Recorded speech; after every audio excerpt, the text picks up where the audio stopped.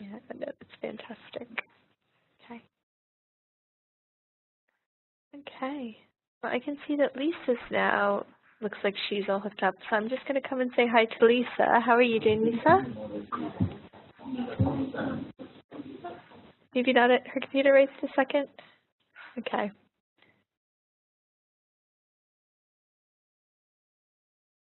If anybody is having trouble with getting their mic working, please feel free to use chat. We do have quite a few people from our company here to help you out with that. So if you're struggling to get anything working, you can go and you can shoot that over to us in chat. Or if you have any sort of burning questions about the program, you can also ask that. We have our colleague Jessime, who is in the room at the moment. You'll see her name up towards the top of the list of panelists, and she is here to answer all of your questions in chat. And then I also am joined by my colleague Terry, who is here to answer all of your technical questions, and Michelle, who's here to help with going and doing all of the hosting of the session. So between all of us, hopefully we'll be able to make sure everybody has exactly what they need. And we're getting very close to our start time now, just 2 more minutes. And I can see that Tracy is going in, is working on something with Terry right now. Looks like everything is hopefully going to be sorted out to be able to make sure that she can hear. All right. We are so very close to getting started. And we'll go from there. I know I've come around and I've asked some people how they're doing and how long they've been using Accelerated Reader. If I've not gotten to you, do you mind just sending that information over in chat? So are you using it with just year 7? Are you using it with all of Key Stage 3? Are you using it with the whole school? If you want to send over some of that information to us, it will just help us better go and make sure that the session's going to be as suited to your needs as possible. So please do go and type in chat.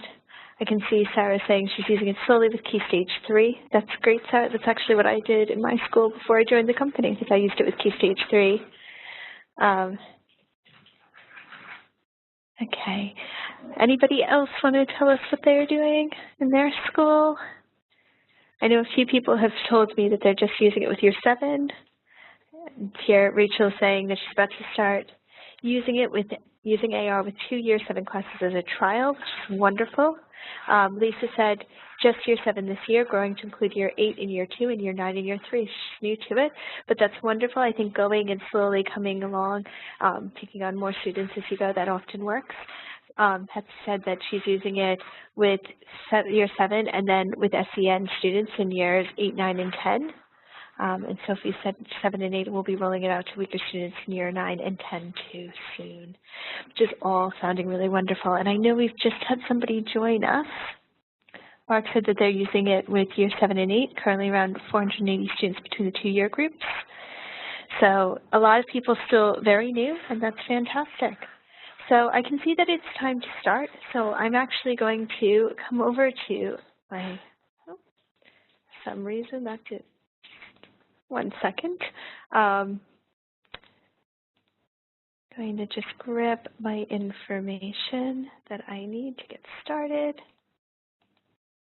There we go. For some reason, it's one of my slides has jumped out of place. But what I'm going to do is I'm going to take you through what you do next. So they're started to read with Accelerated Reader. What do we do next? And we have 10 top classroom practices for using Accelerated Reader. I'm going to be the presenter today. My name is Lauren Shapiro. I am the Senior Program Manager here at Renaissance Learning. But before coming to Renaissance, I did spend a number of years running this in a secondary school, quite a difficult secondary school in North London. And we used it with year 7 and 8. And we found that with this program, there were certain things that we needed to do to make it work, but that was my personal experience with my school. When I came to the company, I found that they already had 10 top classroom practices for making it really work within your school, and we will go through some of those today. But just to go through some of the housekeeping first, we do have a few things that you can do. You'll see that we have our panelist listed up top and our attendees below, and that below that you have some ways you can interact. You'll find that you can go and you can raise your hand if you have a question. You can go and tick or cross if you agree or disagree. You have all these lovely emoticons to go and share how you're feeling, and even a coffee cup if you need to step away for a moment, so I won't go and unmute your microphone or anything like that and ask you questions. So if you can go, if you are here and you are able to hear me and ready to go today, can you just give me a tick so I know that everybody is ready to go and knows how to use all of our little icons here? I can see so many people are ready. That is absolutely wonderful. We're waiting for a couple people, I think, who have just joined us to get sorted, but I'm sure that between Terry and Michelle, who are both here to help, they will go and they'll give you some advice with the technical problems you may be having. And with Jess May, she'll go and she'll be able to answer any of those questions that you may have. We also have our ability to go, and we've talked about that. So let me go. If you have a question, please feel free to go and raise your hand. And if you do need to step away, please do put up that coffee cup just so that I know what is going on there. We also have our chat. Make sure that you change it to all participants if you want to share things so that we have everything going through our team of people here to go and share their ideas on how you can go and you can do that. So what we wanted to start with was how much do you know about Accelerated Reader? If you feel really confident with Accelerated Reader, can you go and tell me in chat? So what we're going to do is we're going to start by going through a scale of 1 to 5, 5 being I'm feeling very, very confident with Accelerated Reader, 1 being I know very, very little about Accelerated Reader, just so I have a better sense of where people are at. You can see that we've got real range of things. So Rachel's feeling sort of okay with it, as is Linda. We have Sophie who's feeling quite confident. A couple of people who are new. A lot of 3s and 2s, and that's great. Hopefully I'll be able to address all of that. A lot of people are here just for information. That's great. Okay. So thanks so much, everybody. What I want to start with is the first of our 10 best practices, understanding how Accelerated Reader and STAR reading work together. Our program is split into 2 parts. There's STAR, which is the baseline assessment, and then there's Accelerated Reader, which are the quizzes that children take. So the baseline assessment that students take is about a 20-minute assessment that is computer adaptive. It responds to how the children are going and answering the questions. If they get them correct, it's going to get harder. If they get them wrong, it gets easier. And at the end, it gives you a ton of information. One of the most important pieces is the bit about their ZPD range. And if you don't know what a ZPD range is, don't worry too much. I'm going to talk about it a little bit more later, but that is the books that are going to be of the best level of challenge for the students. And what it does is it gives these book levels, and the students can then go and choose books from the bookshelves, go and read them, and you can have all the students in your classroom reading different things at the same time, and then they take the quiz, the online quiz, to go and show that they've understood it. And that quiz is going and testing their comprehension. So what I'm going to start with is understanding why the reason those 2 things work together so well is because you have one that directly influences the other. And from there, you can go and you can find out all sorts of information. And what I found was that my students really liked to read fiction. And then I had a group of boys who were very reluctant, and then I had a group of girls who were also a little bit less keen on reading, and I found it very hard, particularly with my weaker kids, to get them as excited about reading. What I did find helpful was going and knowing that they weren't going to get frustrated with certain books by going and making sure that they were accessing only things within their ZPD range, because it gave them the chance to go get 100%, and it also helped them see where they were going to be able to go and move forward so that they could comfortably access things at their year level. One of the things that we're very excited about is we have recently gone and put all the different exam papers, both for primary and secondary, through our ATOS analyzer, and that is the analyzer that gives us the book levels for our books. And what you'll see here is the different exam boards and what book level or readability level those different tests came out with. These are the tests that were sat last year for AQA at Excel and Cambridge. And you can see that we have some very high scores there in terms of book levels. If you're familiar with the program, you'll know that quite a lot of the books in the library are often very low. So you have things that are normally between a level 3 and a level 5, tends to be where most of the library stock falls. And then you find some schools have to go and buy in those extra books that are way down in the lower levels, or those extra books that are really high up. Has anybody found that that was the experience in their school? If it was, can you just give me a tick? That they had to perhaps buy some more books lower down in the levels or really high up in the levels. That's the experience. If not, you can give me a cross. I can see a few people have said, yeah, that's been what they've experienced, and that sounds like it's a very common issue. If you don't know how to tick, what you'll find is that there is, and I will just grab a little pointer, you'll find that to the right of your screen, you'll have a participant box, and directly below it, you should see that there are some ticks and crosses. If you're still struggling to find that, don't worry too much. Our team is going to help you out there. So what we found was that some of these test scores really surprised people. They thought that they were really shocking. In terms of going and looking at these scores, can you just tell me what your reaction to them is using the little emoticon? So are you surprised? Are you perplexed by them? How are you feeling about these different test scores? You can see we have some people who are quite happy to know them, I think. Oh, I can see Patsy has a question. I'm just going to unmute you for a second. Yes, Patsy. Are these reading ages? Sorry, can you just go? These aren't. Okay, so these are not reading ages. These are the readability levels. So basically, our ATUS level, our ATUS analyzer goes and takes into account sentence length, it takes into account word length, it takes into account word difficulty, and it analyzes the entire text. So whether that is for a whole book, like what we do with the Accelerated Reader books, or whether it's for an exam paper, we can go and put it through our analyzer and we can find out what book level it is. So what you may find is a lot of the books in your library are level 3s or 4s or 5s. It might be that you have a 3.2 and things like that. What the exam papers are coming out as, you can see, is significantly higher. Yes, okay. Does that make sense? Yes, of course. Thank you. Great. Does anybody else have any questions about that? If you do, feel free to go. I can see that some people are a little bit surprised by this. We have quite a few people who are happy to see that, which is all wonderful. If you do have any questions, feel free to raise your hand at any time. I'll come in and unmute your microphone and you can go and share your thoughts with me. But what I found really shocking about this was knowing that some of my students were coming out with ZPD ranges of 2.5 to 3.5, and knowing that somehow I had to get them from there in Key Stage 3 to be able to read book levels of, 7.9 or 8.0 or 6.4 or 8.4. That seemed like quite a jump for me, especially with some of my weaker students.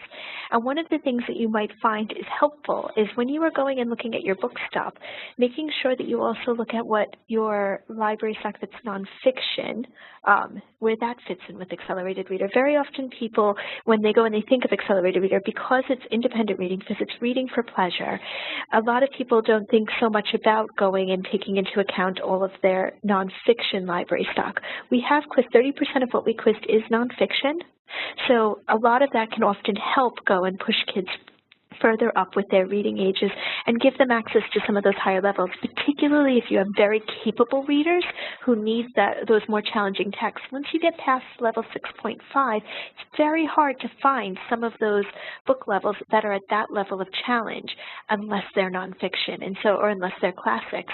So I can see we have what reading age would 8.9 equate to.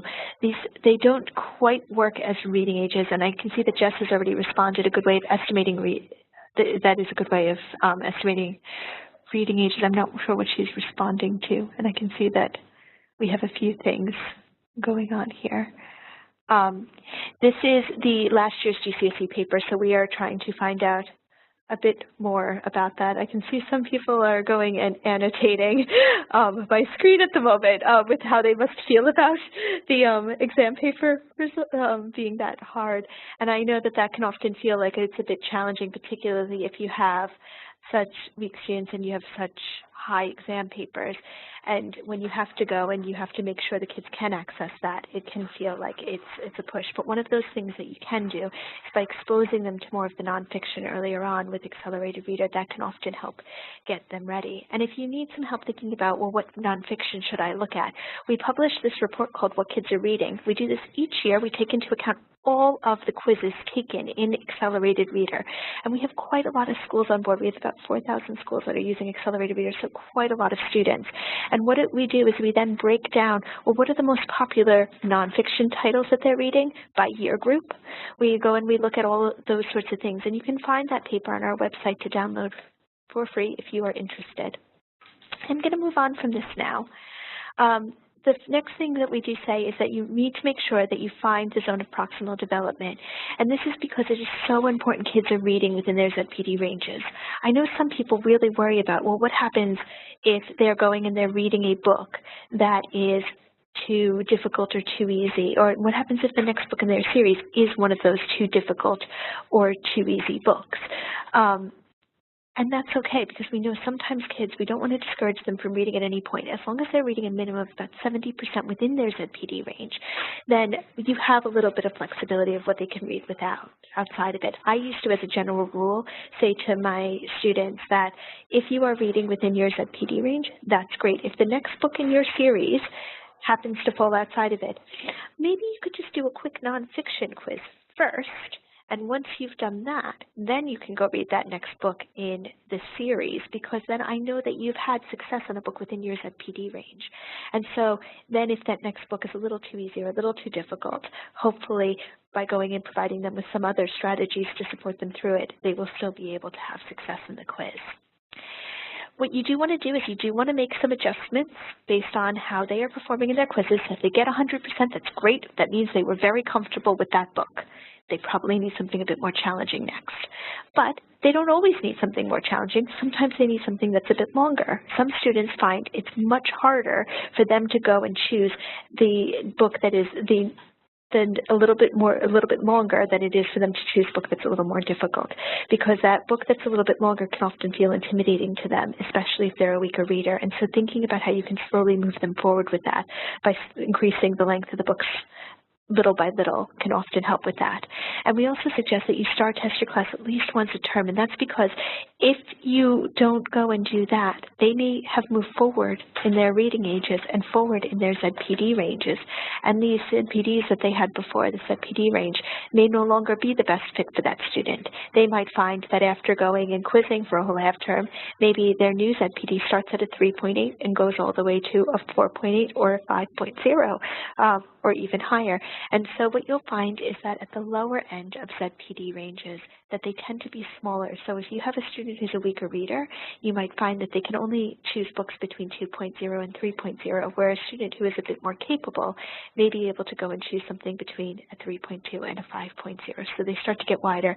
Our students who are at the top end of the range can usually choose things all the way from a 5.0 to a 13.5. So we do go and widen that to give more choice for those kids who are more capable as we move forward. So the next thing I want to do is I want to tell you a little bit about how we can go and we can interact. We have this whiteboard feature within our session, and to use the whiteboard, you'll see at the top of your screen, you have this little toolbar, and if you just select the arrow and click somewhere on the screen at the moment, you'll see your name appears. So if you could just do that, you should be able to see your name appear. And fantastic, so quite a few people have done that. If you then select the text tool, which is right next to it, so it is this one right here, if you select that and you click next to your name, you should be able to type, and you'll be able to find that you can share your ideas then. So if you just want to say hello to me, so I can see that everybody's been able to go and use these tools. Fantastic. I can see a few people have been able to go and do that already. That is wonderful. So hello to everybody who is going and sharing their ideas and going and annotating on Whiteboard. That is fantastic. I am going to go and change the slides. So if you haven't gotten a chance to do that, if you can't quite figure out how to use the text tool, you just need to go, as I pointed out before, just need to, just use this, click on the T at the top of your screen. And then when you type, if you click away, it will show up for me to see. If you don't click away someplace on your screen, I won't be able to see what you've written. So I can see a few people have now shown up, and I see somebody has written hello, and they have yellow. If you have yellow, and I'm going to change the slide now, I'm sorry, everybody.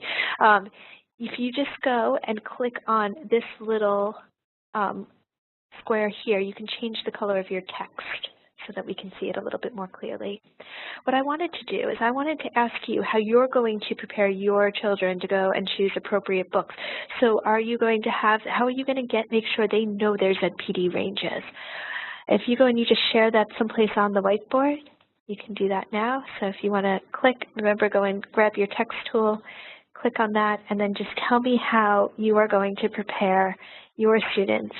Make it a little crowded. We do have quite a few people participating today, which is great if you're struggling with that.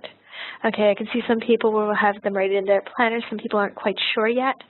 It's absolutely fine. Anybody else have any ideas? I can see a few people keep a record in their planner. We usually do the STAR reading test 3 times a year and give them their ZPDs to write down in their planner. So that's all fantastic. What we do suggest is that you definitely record it either in a reading log or in their planner, someplace where they do have it with them. Different schools have done all different things. So we had one school where they had it on the backs of their ID cards. They printed off stickers and then had the kids go and stick them on the backs of their ID cards so that they'll use those to check in and out books from their library system. They also use them to go and remember their ZPD ranges. I can see lots of people are saying that they go and they're going to find ways of supporting them to find a book that they're interested in. A lot of people are saying that things like they have a log of some sort, whether it's a bookmark or AR booklets, and that's all fantastic, and that's absolutely wonderful. Thank you so much to everybody for sharing all of those things that you're doing. With the ZPD ranges, the important thing is that the students know what they are. I used to go and do random planner checks where I would go and stop the kids and be like, do you know your ZPD range? And just see if they knew it. I also used to ask the heads a year, could you share the information about accelerated readers? So when you go and you call a kid out on uniform or go to speak to them about their behavior, maybe a positive thing that you could ask them about is, what are you reading? Do you know your ZPD range? Is it written in your planner? Because then also they can see that that support is coming from all around. So even if you don't have your year leaders involved in many other ways, often just going and having them do those spot checks to make sure that they have that information really does help. I can see somebody's written STAR reader tests and put a question mark there. That is that baseline assessment that students do in the program. So when they first come in, they go and they take the STAR reading test to get their ZPD range, to get their reading age, to get their standardized score, and all the other information that you may need to go and figure out exactly where your students are working. And from there, they go and use that ZPD range or a zone of proximal development range to choose books that are appropriate for them. One of the things I found helpful, we used to STAR test once a half term, which was quite frequent in my school. A lot of my schools that I work with now choose to STAR test slightly less regularly. They tend to do it 4 times a year, once at the beginning as their baseline and then once at the end of each term. And what they have said is that it is very often useful to go and have the students choose a short nonfiction book right after they STAR test with their new ZPD range. Just pick something at the low end of it and see if they can get 100% with that, because straight away you have your participation way up in the program. You can show that your kids are reading books and they are understanding them. And then from there, if they've had success at that low end, they can choose something higher that is a fiction book that they might want to enjoy next. And it also helps balance out those 2 different types of reading that they need to do, which is obviously reading for information and reading for pleasure, with independent reading, reading fiction. And so you can go and think about how you build up the skills in both of those areas. They are 2 very different ways of learning, of helping students hone their reading skills. The other key thing that we need to think about is daily reading time. And one of the most important things is knowing that students make the most growth in reading age when they have a minimum of 15 minutes of engaged reading time per day. Now, engaged reading time, this is time that students are not just sitting with a book in front of them, turning pages occasionally when they think you're looking. This is time when students are reading and understanding what they're reading. And that is the key word there, is understanding what they're reading. So when you look at this, what you'll see, and let me just grab my arrow back, you'll see that here, when we start to see 15 to 24 minutes of reading time per day, we see students getting greater than average gains in reading.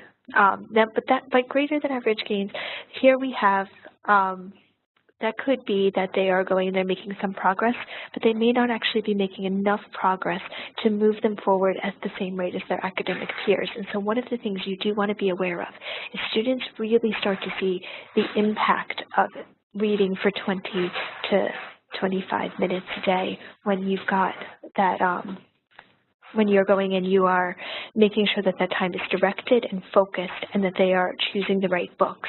And so when we get the engaged time up to 25 to 35 minutes, we start to see accelerated growth in reading age, which is obviously what you're looking for. If we know that students are coming in often significantly below their actual age with their reading age, then we want to close that gap between chronological age and reading age. And the only way we can do that is by making sure they're getting those larger than expected gains. And so you really want to be pushing for that daily reading time.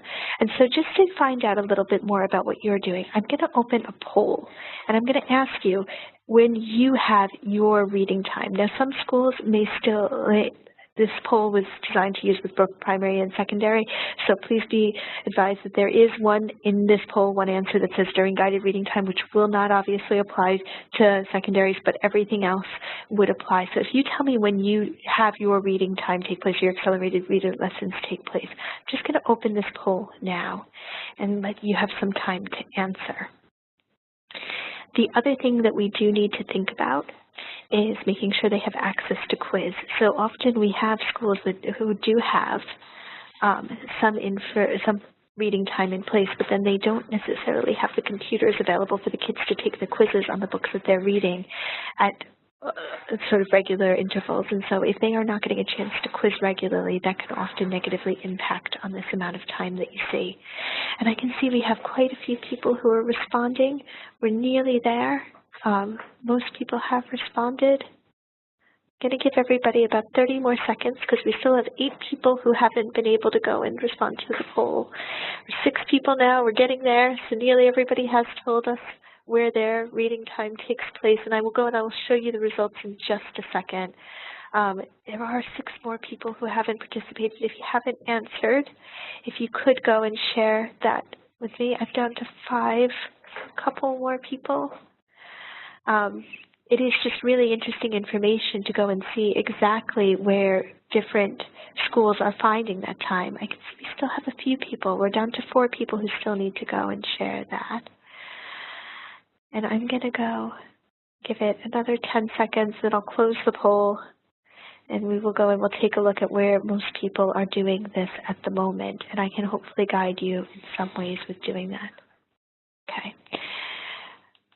All right, so I'm going to go and I'm going to share the results to everybody. And what you should be able to see is that quite a few people seem to have this during English lessons, and that's great. And at the moment, I can see, okay, I can see, for example, Sarah said that they have more options in his lab in the poll, and we do it through a number of those options. That's great. If you do it in more than one way than the poll allows, I can appreciate that, and that's great. My school, we used to do it during form time a couple days a week, and we also went and used it during two set English lessons. One was a reading lesson in the library, and one was a literacy lesson. And so if you are doing it in numerous ways, that's great. That's absolutely fantastic. If you are doing it in English lessons, one of the things that is interesting is, do you actually have that 20 minutes of reading time a day that's in there?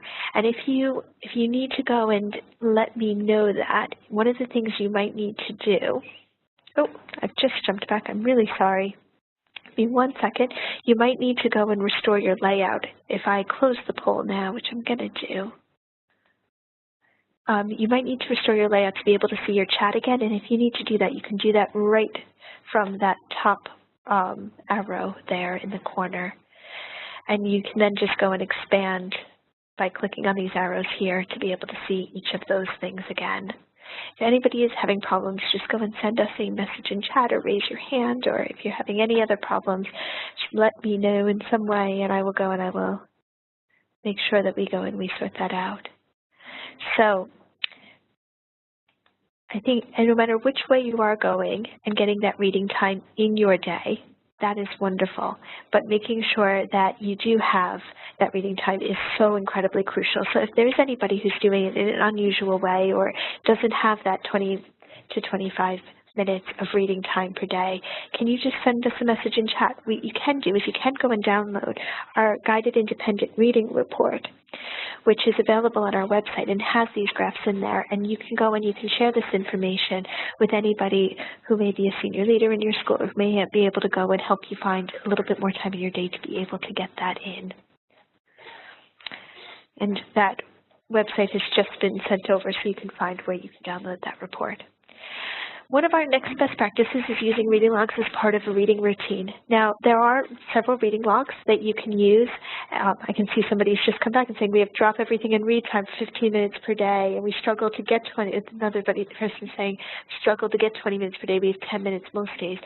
I think using that time as carefully as you possibly can, that's the important thing. So if you do have that 15 minutes and drop everything and read, that's a wonderful strategy and that does work. But one of the things you need to then be careful of, especially if it is with different teachers each day, is who are you holding accountable for that reading, and are they going and doing things?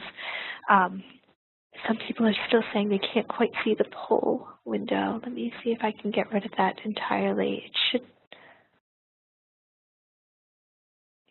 be that if you can't post comments, if you've restored your layout, it should restore now. Otherwise, I'm sure either Michelle or Terry can go and help you get your layout restored.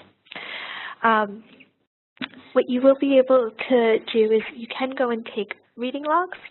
If you already have them in your planners, if you go and you use a separate reading log, you can go and you can think about how you take those in occasionally and just do a quick spot check to make sure that they're being filled in. Often what you'll find is the teachers who are not encouraging their students to go and fill in those or using those very carefully are also the teachers whose data is most concerning. And the teachers who are going and really carefully tracking things, the ones who are getting such amazing results with their students.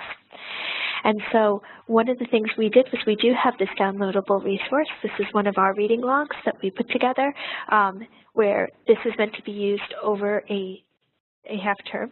And so they have a place to record their name and their ZPD. This is postcard size, so it can be used as a bookmark.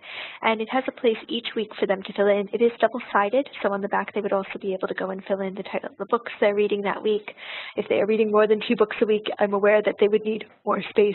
Unfortunately, we did not design this particular one to accommodate for that. So if you have weaker readers who are getting through a lot of books a week, you can go and obviously use one of our other reading logs. But this one is one that we put together where they can go and record the pages read, and there is a place for an adult to check that. So whether it's their form tutor or their English teacher, so especially if you're using this in multiple lessons, that is something to think about. One of the other things you might want to think about is on your hosted site, which is your Renaissance Play site. When you go into that, if you go into Accelerated Reader, you'll find under Forms and Charts, under Resources, under Forms and Charts, that there are various reading logs you can download from there. You can use print off and you can use from there. So I'm sure that Jess can go and send instructions through chat to go about how you may access some of our other reading logs in your Renaissance Play site. So she'll send those over to you in chat in just a minute. The other things that we suggest doing is checking quiz results immediately.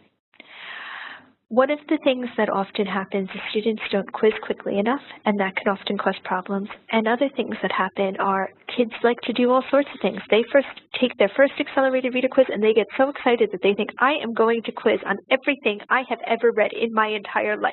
And suddenly you see a log with things that they've actually read, things like the Gruffalo and the Cat in the Hat and the Very Hungry Caterpillar, and you're thinking, I really don't think that you've read that recently, unless you have your younger brother or sister that you're reading to, but even then, perhaps that isn't something that is the most appropriate book for you to be reading, to be moving your reading age forward. So one of the things you do want to do is you do want to try to make sure you establish early on that they should only be quizzing on things that they are reading from this point forward, and that they should be aiming for an average of 85% or higher. Now that's an average. It's not what they should be getting in each individual quiz. They may get 100% in some quizzes and 80% in others and 90% in some and 70%, and that's all fine as long as they're averaging about 85. And the reason for this is because we did a huge study in 2012 which looked at the reading habits of over 2.2 million students. And what we found is that students who were averaging between 85 and 95% correct got the most growth. Is there anybody who has an idea why students who may have been getting 100% average or even 98% average were not making as much growth? If you want to send us some ideas in chat, that would be great. Does anybody have any ideas as to why students who are achieving between 95 and 100% may not get as much growth? And Linda said that it's too easy for them. We have a lot of people saying that they're reading texts that don't challenge, and absolutely, that tends to be what we see. What we tend to see is if they're always getting that really high average percent correct, they may be really reading below their ZPD. They may be reading books that are at the very low end of their ZPD range always so that they know they're going to get 100%. It could be that they are going and they are choosing books that are really short. And so they know they're always going to get 100% because I can definitely remember every bit of this book. And so very often it is that they're lacking challenge. They may need the challenge of a longer book, or they may need the challenge of a harder book.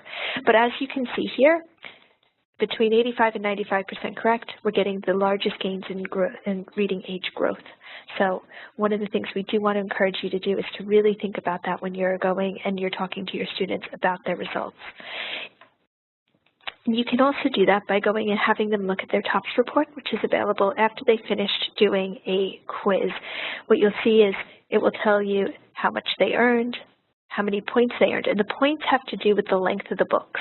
There's something that we can set targets on. So with every book, it's given this book level, which is about difficulty and how hard it is. This is the thing that related back to those exam scores and things like that, the readability of the exam test. So we know that a 4.8 is a fairly easy book according to the exam levels. But actually, if I tell you that most books on the New York Times bestseller list are between a 5.0 and a 5.5, that 4.8 isn't looking so bad, because it means that we know that this book was actually not that far off of the challenge of an adult novel. And it's just that when we're looking at nonfiction, it's often very, very challenging for them to go and to access that. So we do need to think about going and mixing it up between fiction and nonfiction. But in addition to the book level and the difficulty level, we also have the points level. So this is just has to do with how long the book is. A short book is going to be worth fewer points, and the long book is going to be worth more points. And what you can do is every student can have a points target set. And some people were telling me right at the beginning that they have been able to go and set some targets for their students. If you've set targets for your students, can you just give me a tick? I can see some people are getting started there. We have a couple of ticks, which is great. If you have not set points targets, that's okay. Don't worry too much.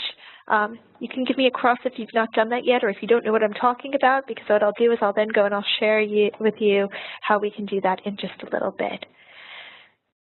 But for those people who have set points targets, what you'll find, I can see that Nicola hasn't had that before, which is fine. Don't worry too much. Neither has Davina. We're going to go through some of that later.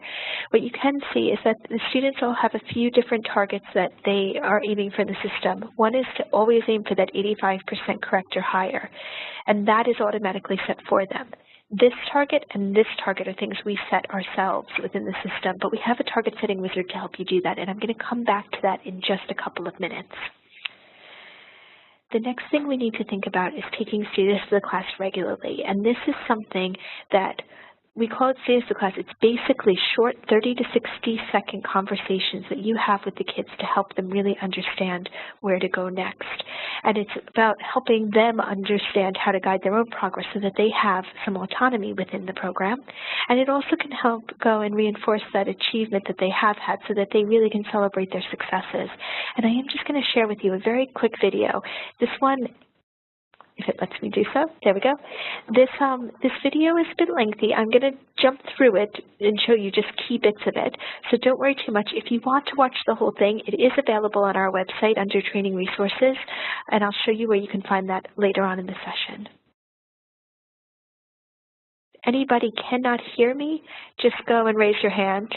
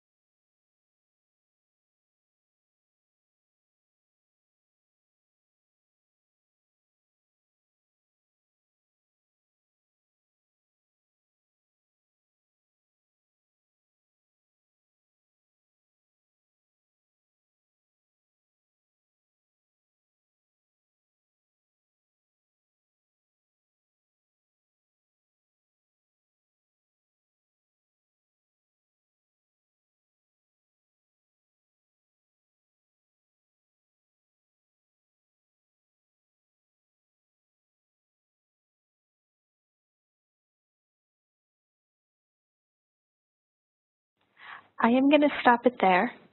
Can everybody hear me? Can you just give me a tick if you can hear me again? One of the things that I just wanted to show you was a little bit about how that teacher handled some of those conversations. She has some fantastic conversations throughout this video, but what she was doing is she had a really clear system in place for her class, and she obviously is very lucky that she has Chromebooks available within her classroom, and that this was actually an ICT teacher who was able to go and do this during their DEAR time, which is set when during form time, so they are with their tutors during that each day. And the students are all it is an all-boys school as well, so they were saying that they find it is really important for them to go and promote reading as an exciting and fun thing to do, and not that it's something that they need to go and encourage by going and using, for example, football-themed things as a way in. I know that was something that they talked about in their success story with us. But they have had a lot of success partially because of the excellent routines that they have in place. So in their planners, they have those traffic light cards, and they have a really clear system that's defined for accelerated reader, where if they have their green card out, they're reading, they're happy, they don't want to be bothered because they're really enjoying their book. If they have their amber card out, it's because they either want to change a book or they want to take a quiz, but they can get on and do something right now. And if they have their red card out, it's because they need help, or they're struggling with something, or they finished a book and they don't have another book with them to move on to, or whatever the problem may be. And so it allowed the teacher to very quickly take a look around the room and know who she needed to speak to first. And then she also had her data out. And that's the other thing, is making sure that you're using the data is one of the most important things that you can do. And so I am going to move forward here. There are a few key things that you need to look for in the data.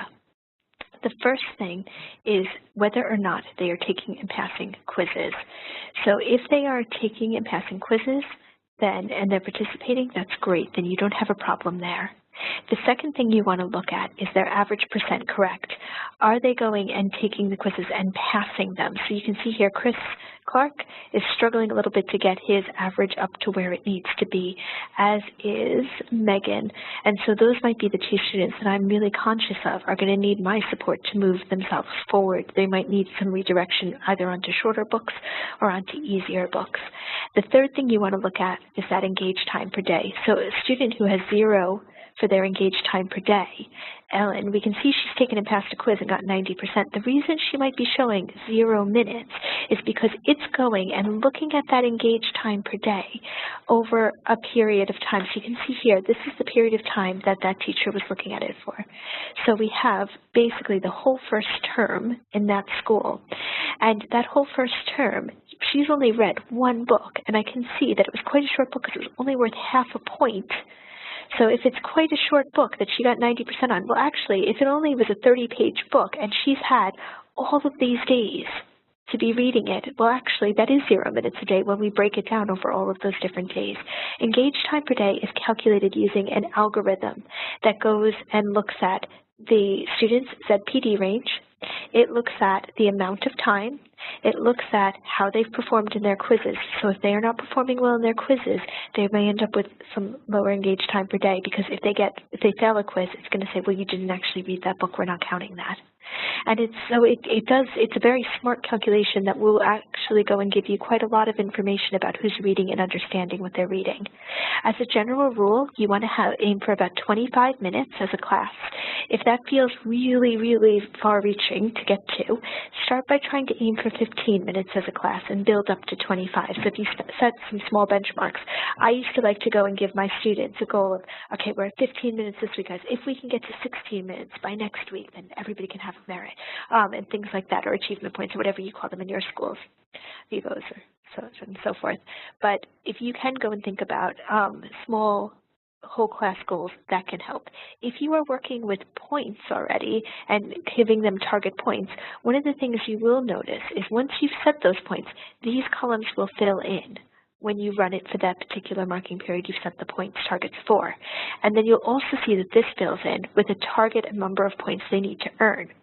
And if you have a target number of points they need to earn, one thing you can do is you can give that goal to the whole class. So our class goal is to earn perhaps 230 points. We've earned 205.2 so far.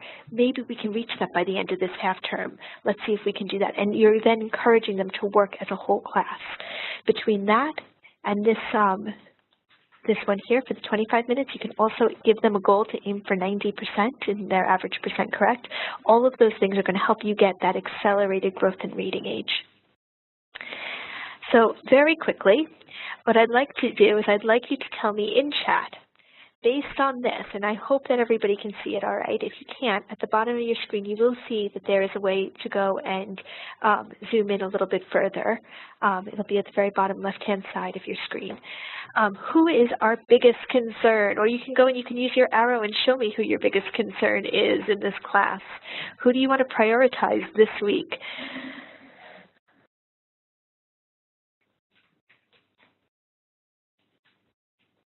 I can see that Sarah's asked, are point targets fair to lower ability students who are reading short books? They absolutely are, because different point targets will be set for different students.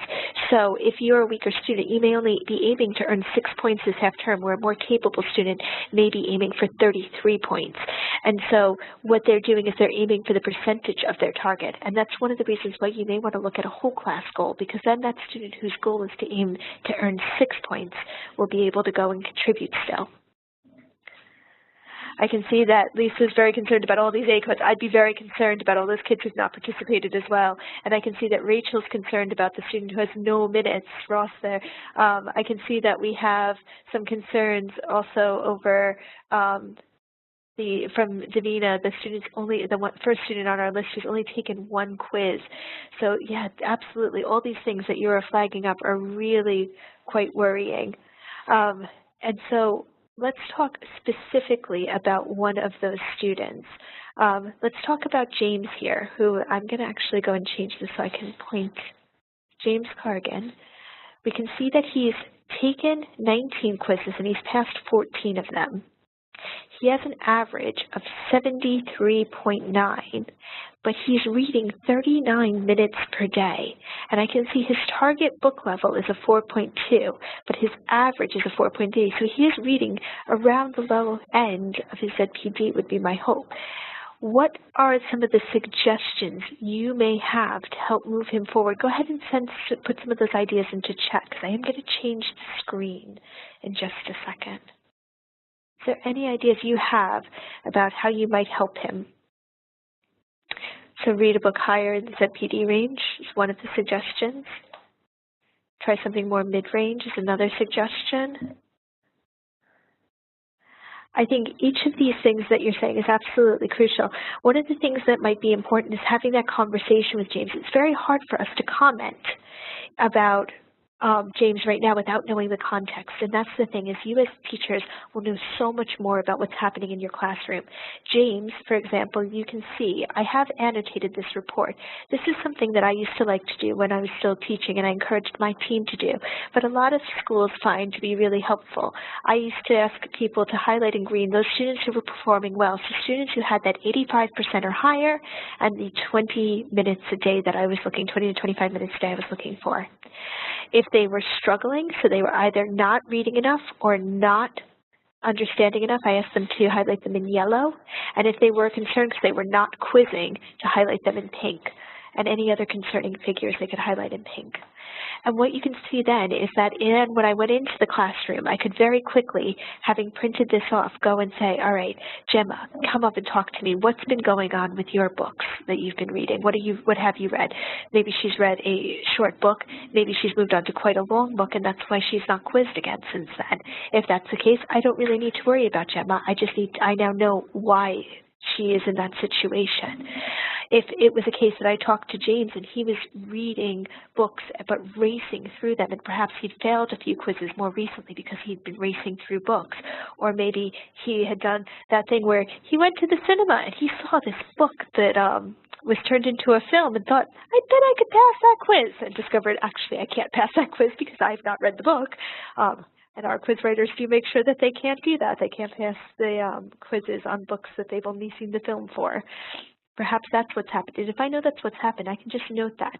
Having that annotated diagnostic report can be really helpful for moving forward. If you don't feel that you're in the place where you could comfortably annotate this report yet, don't worry too much about that. We do have some resources that can support you that are on our timeline, which I'm going to show you in a minute, where you can go and you can download some information about troubleshooting what is going on in this class, looking at the average percent correct and looking at the quizzes passed. So starting with those two areas and then looking later to bring in engaged time. So depending on where you are, if you are comfortable with annotating, this is one way you might go and do that. And if you're not, you may go and think about just getting started by using our guide, which is available on our website. I can see somebody needs to leave soon. Don't worry too much. We are nearly done. We will finish on time, I promise, at 5 o'clock. The next thing I want to do is I would just want to take you through some targets.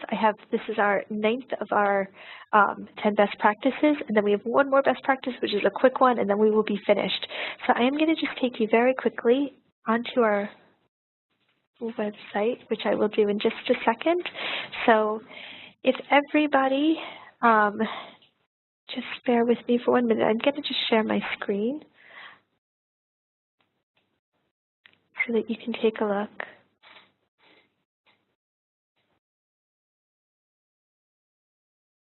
At what is going on.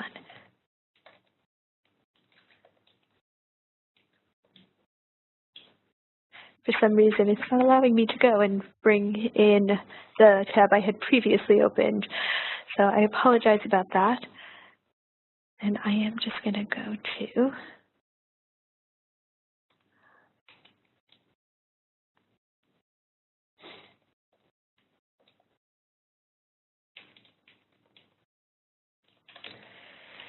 And Jess, if you could privately message me what the password is for today, I completely forgot to grab that. Or private message Terry. Terry, do you know by any chance? Okay. Thank you, Jess. Okay.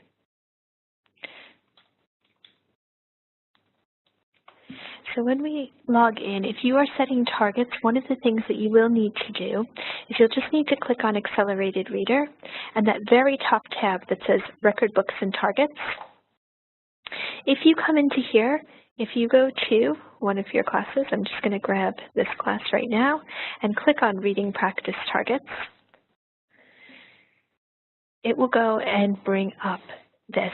Now, this class has had some targets set for them already, but if I select marking periods, if you see nothing in there, you would just be able to come in and select a marking period that perhaps hasn't been used yet and click Save. So I'm going to go into Autumn 1 because I know this class has no targets for then. And this is what you would see. If they have taken more than one STAR test, you may want to go and choose the most recent one. And what it will do is as soon as you go and up here, it automatically gives you the target of 85% correct. And then you can also choose to go and update for 20 minutes per day or 15 minutes if that's what you have in school. And you'll see that these targets that the students are aiming for are going to change accordingly. We also suggest that you go and set their book level target as the low end of their ZPD. So if the low end of their ZPD for David, if that's 2.6, we would say set it at 2.6. And the reason for that is imagine I was talking to David, and imagine David had a target. Maybe I set him a target of 3.1 because I wanted it to be more in the middle of his ZPD to aim for. If David went and read a book at 3.1 and failed it, and I wanted him to now go back and read a book towards the start of his ZPD range. If I go and say, David, can you go pick a book at a 2.6 for me? What is likely to happen with David? He's most likely going to argue with me, but my target is 3.1. I don't want to read below my target. I won't meet my target then. And so actually, this just makes sure that you don't ever have students reading below their ZPD. Now, if you do have a student who comes and says, I have this book that I would like to read, it's below my ZPD, but it's the next book of the series that I'm really enjoying, and you want to let them read that, that's fine. As long as they're averaging the majority of the books in their ZPD range, you can occasionally see them go and do that, because they will go and hopefully average out. If you click Save, it will take you right back away from this page. If you want to go and just see what has happened there, if you just click in Reading Practice Targets again, all of the kids who I've updated for Autumn 1, will now have those targets, and it will also tell me the percentage of the target that they've earned so far. Some teachers like to go and reward students, so if they meet 100% of their target, they can be put into a lucky dip, which leads me on very neatly to the next thing I need to show you, which is our number 10, which is about creating enthusiasm, which is our 10th best tip, best practice, and that is about going and celebrating. So with points targets, we would say, go and get students to look at how they're performing. At the end of each of their quizzes, they are able to go and see this screen, which is their progress page. This is the student view, they normally would see reading. If they click on progress, which is that star in that circle, they'll be able to go and view how they're getting on towards each of their targets. In this particular student's case, this is obviously a very capable student. They're pretty high ZPD. They have quite a high points target, and they're slowly working their way towards meeting it. One of the things I used to like to do is when they were done quizzing, get them to pull up the screen to have the conversation around, because often if they get 100% and they're feeling great, you can go and you can point out that how much closer they are to their target.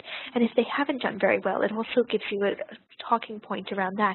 Oh, you had such a high average percent correct and you've pulled it down a little bit. What do you think you need to do next to pull it back up? And so you can go and you can point out how they're performing with each of those different things. It also keeps track of the number of words they read, which is an exciting thing if you are focusing on word millionaires. And so lots of schools do different things to celebrate students achieving their targets, whether it's lucky dips, whether it's going. I know one of our schools that we speak to quite regularly has done this wonderful activity where they have 70 envelopes, and some have really little prizes that they can win in them.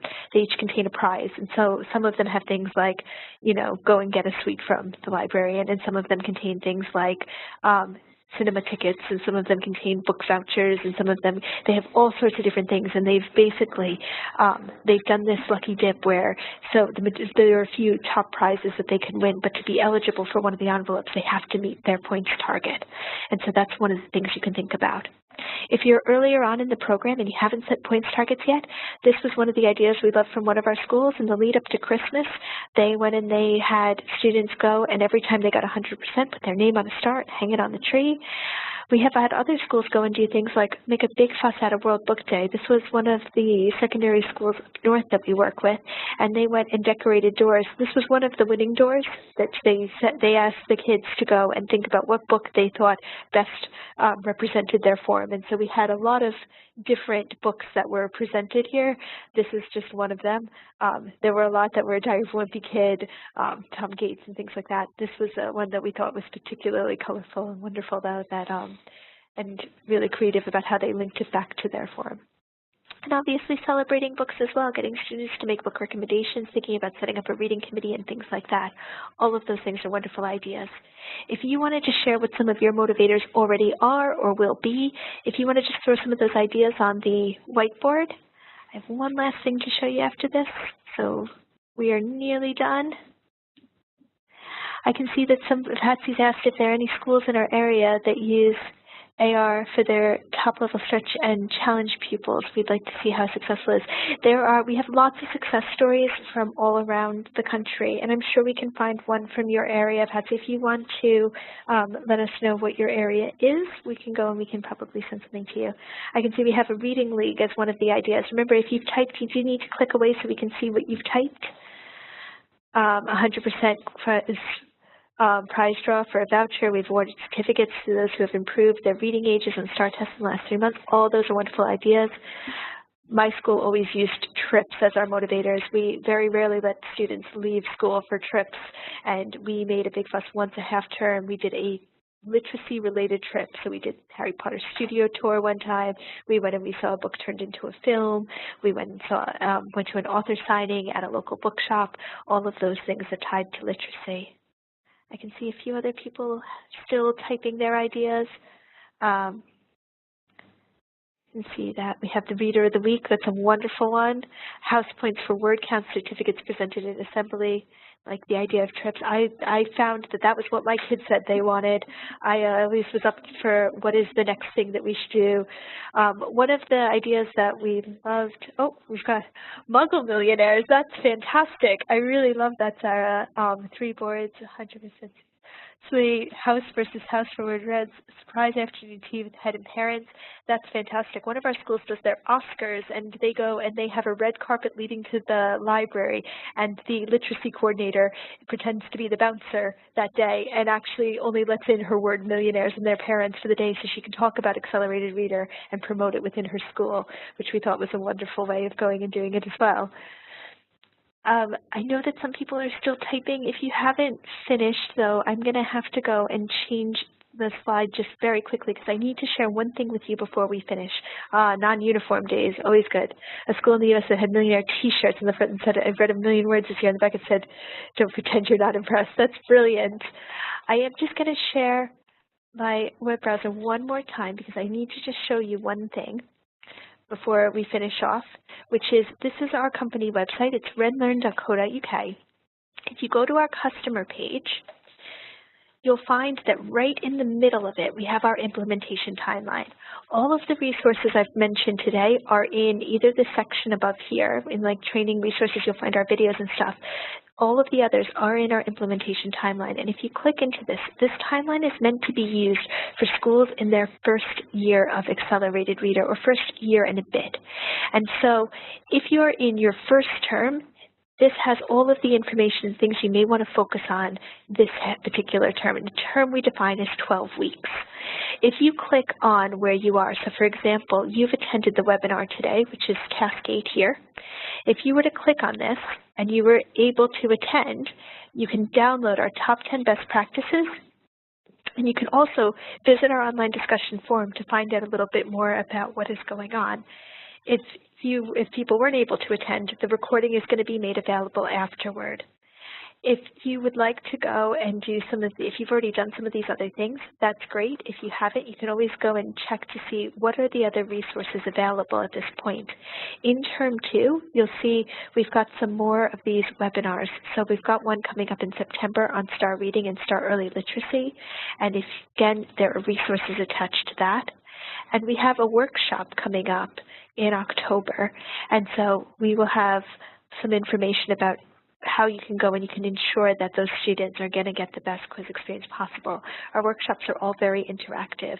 We have some things on popular topics like making sure you're prepared for Ofsted, doing learning walks, getting parents involved, and we try to give you some creative ideas for each of those.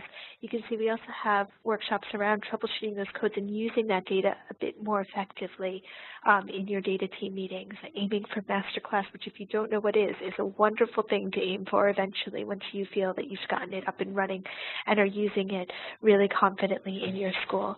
And so please do take a look through this timeline, and all of this training is free that is in our timeline.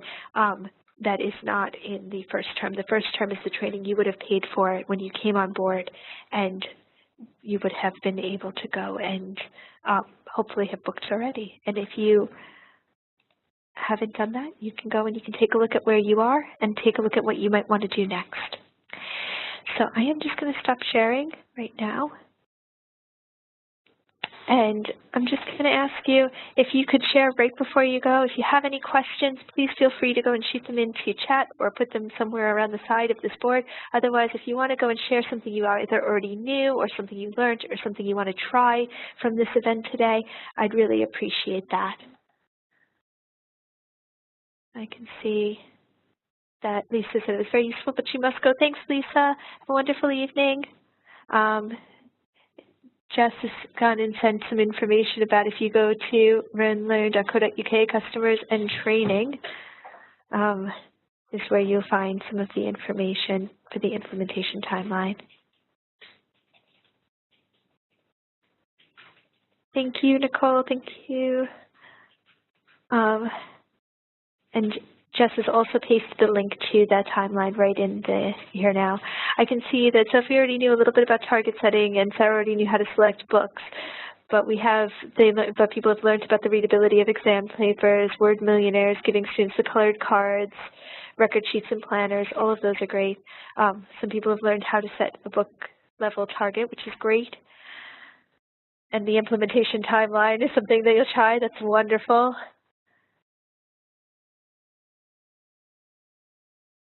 And targets is something that you learned about. Georgina, thank you. Alternative methods of reward, reading booklets for AR, all of these things are great ideas to go and try next. Prizes or how to set targets. I know prizes are a tricky thing. I found a lot of schools get very creative with them. One of the favorites that we always hear is if students go and are reading and quizzing in their own time, there's a library loyalty card you can download from our website. And if you go and you get them to quiz in their own time rather than in time that's set out in the school day, then they can go and they pass their quiz. They can get a stamp, the librarian stamp on the library loyalty card. And when they fill that up, they can go and turn that in for a jumping the lunch queue pass. That's often a popular one, and that doesn't cost the school anything. ZPDs and selecting books about ZPD, great. I'm so glad that so many people have found so many things that they can take away from this. I am aware that I have run over by about 4 minutes, so I won't keep you any longer. If you do have any further questions, feel free to go and send them into chat, and we will respond to them before we head off. Otherwise, thank you so much for attending, and hopefully we will see you in one of our future webinars. Thanks very much.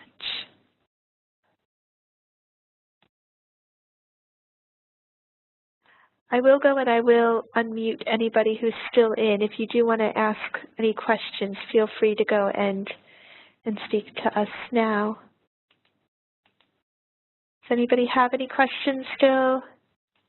How do we find out about the local schools? Anybody have any questions? You can mute yourself again if you don't want to be. No? Okay. Well, thanks very much, everybody. Okay. Great. Thank you. And when you are ready, if you're not sure how to do so, if you go to either the top right-hand corner or over there on the left where it says File, you've got an option to end training session or end event. Thank you very much for being here. Thank you.